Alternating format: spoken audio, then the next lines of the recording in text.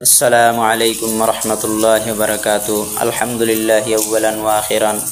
সম্মানিত আমার বন্ধুগণ, আমি আপনাদের সামনে আজকে হজের গুরুত্বপূর্ণ একটি বিষয় নিয়ে আলোচনা করতে যাচ্ছি। বিষয়টি হচ্ছে হজের মধ্যে ইহরাম বাঁধার বিষয়টি।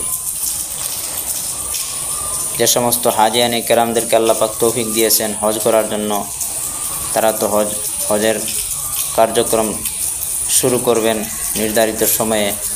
আর আমাদের যাদের তৌফিক হয় নাই, আল্লাহ পাক যেন ভবিষ্যতে তৌফিক দান করেন হজের জন্য। তাই আসুন হজের মধ্যে ইহরাম বাঁধার বিষয় নিয়ে কিছু আলোচনা করা যাক। ইহরাম মানে কি? ইহরাম মানে নিজের জন্য হারাম করে নেওয়া, অর্থাৎ হজের যাবতীয় কার্যক্রম শুরু করার পরে যে সমস্ত বিষয় নিষিদ্ধ, যে সমস্ত বিষয়ে শুরু করার আগে হালাল ছিল, ওই সকল বিষয়ে হজের কার্যক্রম শুরু করার পরে হারাম হয়ে যায়। তা কীভাবে?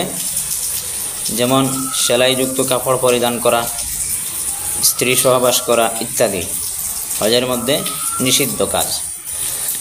হারামের মাধ্যমে, হজের নিয়ত করার মাধ্যমে এগুলা হারাম হয়ে যায়। এই জন্য ইহরামকে ইহরাম বলা হয়।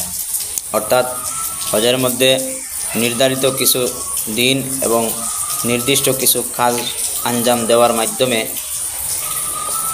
এমন কিছু বিষয়াদি হারাম হয়ে যায় যে বিষয়াদি ইহরামের পূর্বে হালাল ছিল।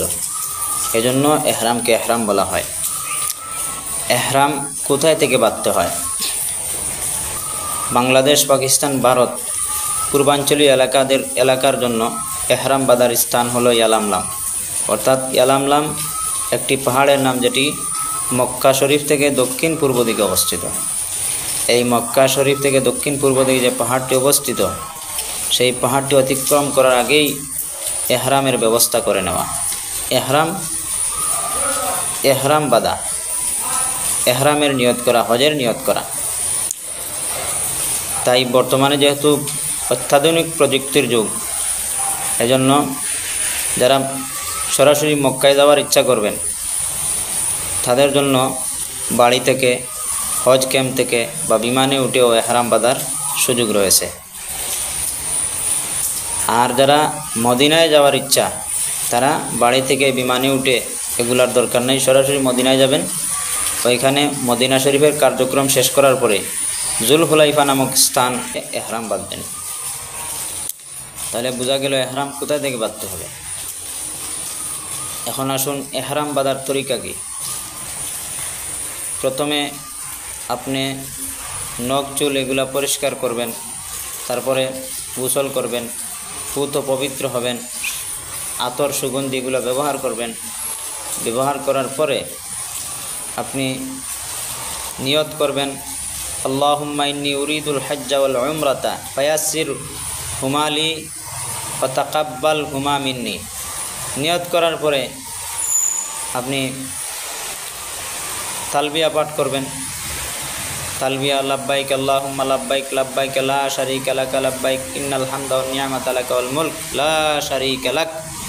এভাবে তালবিয়া পাঠ করবেন বা অন্য জিকির আজকারও করতে পারেন।